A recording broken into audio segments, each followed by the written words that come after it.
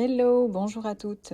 Aujourd'hui, j'aimerais parler à toutes celles qui se disent «Je comprends très bien pourquoi je suis comme ça et pourtant je reste bloquée». Tu sais, ces femmes qui pourraient presque faire un exposé sur leur histoire. Elles connaissent leurs blessures par cœur, mais qui dans leur vie revivent les mêmes scènes encore et encore. Alors si tu te reconnais, tu n'as rien à prouver, cet épisode il est pour toi. Et peut-être que ça ressemble à ça pour toi. Tu sais que tu as peur de l'abandon. Tu sais que tu te suradaptes. Tu sais que tu acceptes des miettes en amour. Tu connais les mots dépendance affective, attachement anxieux, trauma, schéma répétitif. Mais concrètement, tu continues à dire oui quand tout à l'intérieur de toi dit non. Tu restes dans une relation qui te fait mal. Tu t'oublies dès qu'il faut choisir entre toi et l'autre. Et là, il y a une phrase même qui revient souvent, c'est «avec tout ce que je sais, je suis censée faire mieux». Et ce mélange entre lucidité et honte, associé à de la culpabilité, clairement, je le vois tout le temps en séance. On nous a vendu un mythe que quand tu comprends, tu guéris. Alors que la vérité, elle est quand même plus nuancée. Et d'ailleurs, tu en fais l'expérience. Comprendre, ça se passe dans le mental. Mais tes réactions, tes peurs, tes blocages, ils se jouent ailleurs. Ils se jouent au niveau de ton système émotionnel et de ton système nerveux. Donc si tu as grandi avec de l'instabilité, du rejet, de l'imprévisibilité, ton corps, il a appris très tôt à scanner en permanence ton environnement autour en te disant intérieurement et inconsciemment, est-ce que je suis en sécurité? Est-ce qu'on va me laisser? À quel moment est-ce que je peux vivre de l'abandon? Si je fais quoi? Avec qui? Etc. Et c'est ce qu'on retrouve par exemple dans l'attachement anxieux. Une peur intense de l'abandon, un besoin de validation, un système constamment en alerte dans les relations. Et ce système-là, il ne se calme pas juste parce que tu as compris. Au niveau neurologique, on sait que ton système nerveux s'organise autour de la sécurité ou de la menace. Donc quand tu te sens en sécurité, ton corps peut se détendre, te laisser faire des choix plus libres.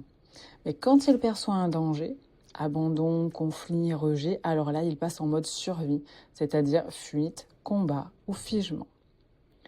Donc au moment où tu veux te choisir, poser une limite, partir d'une relation, dire une vraie vérité, ton mental se dit « c'est ce qu'il faut faire ». Mais ton système de survie, il hurle « alerte, alerte, qu'est-ce que tu vas perdre ? Est-ce que tu vas perdre de l'amour ? Attention, danger !» Et donc tu replonges dans des anciens réflexes. Pas parce que tu es faible, pas du tout, ça n'a même rien à voir avec ça. Mais parce que ton corps, il essaie de te protéger comme il peut. Donc je vais te donner 3 signes que je vois chez une grande partie de mes clientes. Le premier, c'est que tu peux tout expliquer, mais tu n'oses pas agir.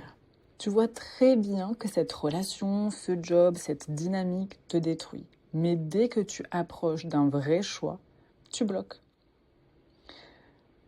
2. Tu utilises la compréhension contre toi. Au lieu que ça t'aide, tu t'en sers pour te juger. Avec tout ce que je sais, je suis ridicule de retomber là-dedans, je m'en veux, je devrais pas, etc. Tu te parles comme si tu étais une sorte de dossier raté et pas une femme en souffrance. Le signe numéro 3, c'est que tu te sens lucide et aussi épuisé. Tu n'es pas dans le déni, tu vois tout, tu comprends tout, et c'est justement ça qui est violent. Tu te regardes vivre des choses que tu sais toxiques sans réussir à en sortir. Donc si tu te reconnais, il n'y a rien qui cloche chez toi. Tu es juste dans un endroit où la tête a 10 longueurs d'avance et le reste de toi n'a pas encore pu vivre. Sur ce point, je vais être claire avec toi.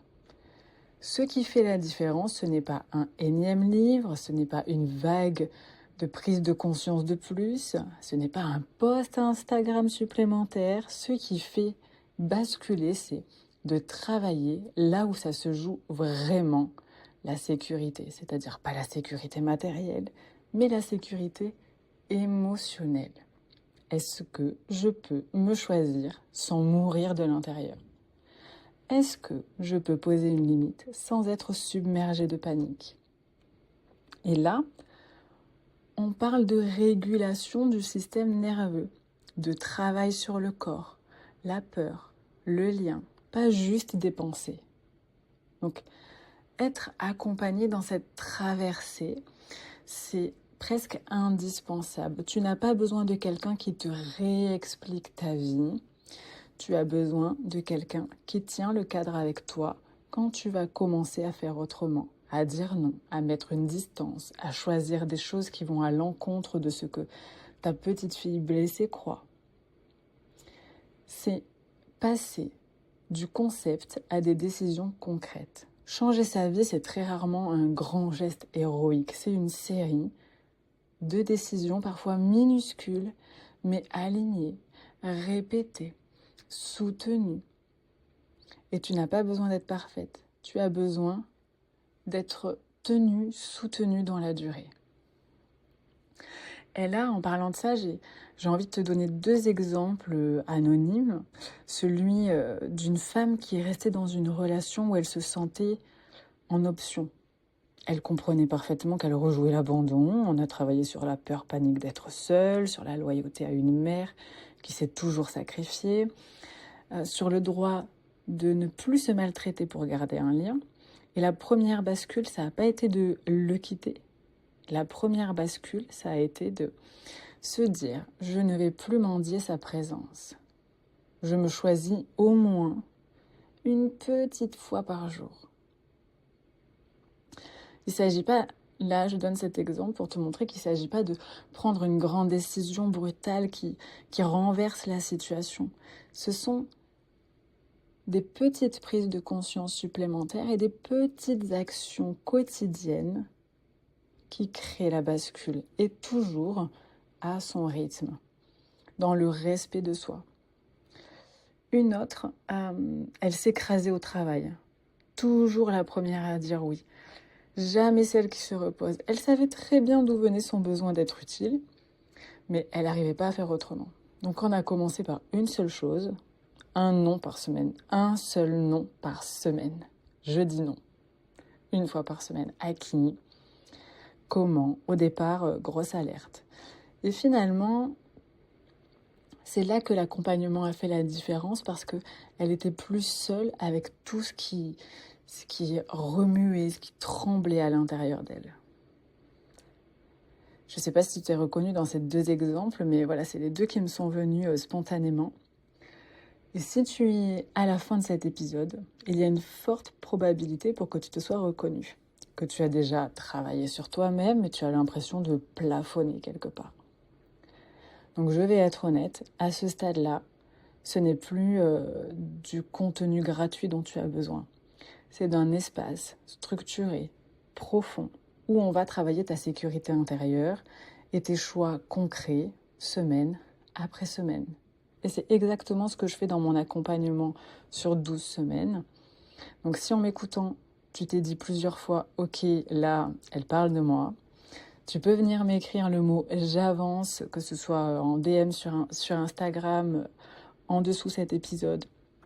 Je te poserai quelques questions et je te dirai honnêtement si c'est le bon endroit et le bon moment pour toi. Et si oui, on construira ce chemin ensemble. Tu n'as pas besoin d'être plus clair pour avancer. Tu as besoin d'être moins seul dans cette traversée.